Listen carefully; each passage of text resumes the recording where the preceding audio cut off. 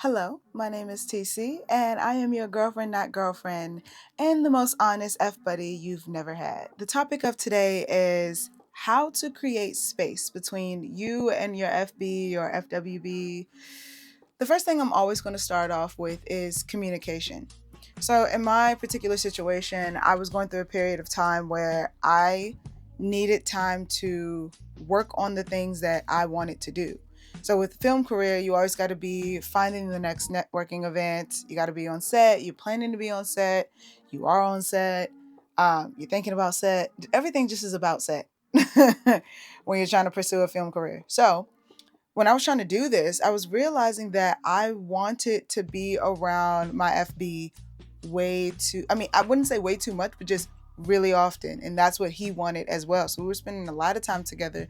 I was shifting around my film career, trying to make sure that I could spend as much time with him as he wanted me to and as I enjoyed, which posed as a problem because I was finding myself not going to certain networking events or not participating in certain things so that I can have this allocated time for him. So after taking the time to pinpoint within myself that, hey, girl, you need to focus. You need to be doing the things that you need to be doing.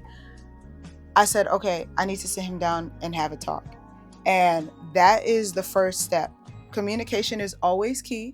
I know that you hear it all the time, but communication is always key. So once you've pinpointed the fact that you need space and why you need space, prepare for that talk. The next thing that is super important is having a plan for what that space looks like. When I came to my FB with, hey, I need space, this is what I'm thinking. It's like realizing that it's a proposal or it's like a pitch, like you're pitching needing space from them because this is a person who you care about, who you're spending a significant amount of time with probably. So you're pitching the idea of creating some space and not sharing the amount of time that you guys loved sharing around one another, not doing that anymore or it changing. So having an idea when you come to them of what that looks like will be helpful. What I did was I said during the day, during the work hours, I need that time to work on the things that I need to work on. So we can't spend as much time on the phone. Like we can't be just hanging out talking about nothing because that's what we used to do. We can't just be hanging out talking about nothing. So from the hours of 9 a.m. to 5 p.m. while you're at work, I need that time to me so that I can work on the things I want to work on. Okay, that was number one.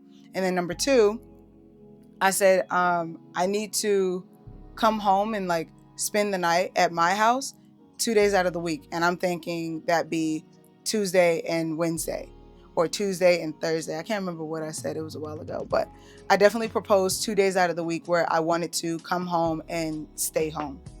And so that was pretty much my proposal. That was my plan. Us not talking not completely not talking, but us not spending any time on the phone for no reason from 9 to 5 so that I can think and work, and me spending 2 nights a week at my house. The next thing is soliciting feedback. So like I said before, this is a proposal. You're pitching this idea to them. The next thing I did was solicit feedback. So how do you feel about that? I mean, what do you think? What are your thoughts? And you just sit there and you let them give you their thoughts. Most of the time they will have a counter offer or they will have opinions on what you propose, and they will have some type of adjustment or alteration that they may want to make things comfortable for them as well, because after all, this is a change. Let them know that you value their opinion, like you value their thoughts, so you definitely want to hear them and you're going to take them into consideration before taking any type of drastic action. I think something to note here is the fact that you're not listening to what they're saying to try to stop you from making any type of change. That's not the goal here. The goal here is to figure out where's the middle ground. Where can you both be comfortable with this change? Because after all, you have come to the conclusion that you need a change. You need space for whatever that reason was. For me, the reason was I needed time to focus on what I'm trying to do with my future. Like he already has his career going and all that other kind of stuff. I still need to move myself into that space. And there's a lot of things I need to take action on. And when we were spending time together, I wasn't doing that. So I had my reason. So remember, you have a reason going into this. You've thought about it, and that's why you're coming to them. So never leave this kind of their feedback point, never leave that with no change, because you've already decided you want change. But all you're trying to do here is figure out where's the middle ground for you and them with this change. The last thing I will say here is do not feel bad for wanting to change things for yourself. It may feel a little selfish. I know when I was thinking about it and thinking about how to do it in my particular situation, I felt like I was being a little selfish. Like I knew they wanted time. I knew that I enjoyed the time and everything was fine up until now. And it felt a little like I was making this change just for me, and that I wasn't thinking too much about them. But the reality of it is you are. That's why you're having this conversation with them in the first place. So you are thinking about them. And it's not selfish for you to want change for whatever the reason is that you want or need change. After all, a friends with benefits situation is selfish in nature anyway, because both of you are coming together without deciding that you're going to commit to one another. You're just, I don't want to say using each other, but you're using each other for comfort and for intimacy and whatever else it is that you're using each other for. But you're being a decent person about it. But a friends with benefits situation is in nature a little bit selfish, and it's okay for you to have those needs. That's why you decided not to commit to another person, because you understand with commitment comes a level of selflessness that you have to, or would be appropriate for you to enter into, whereas a friends with benefits situation is not the same.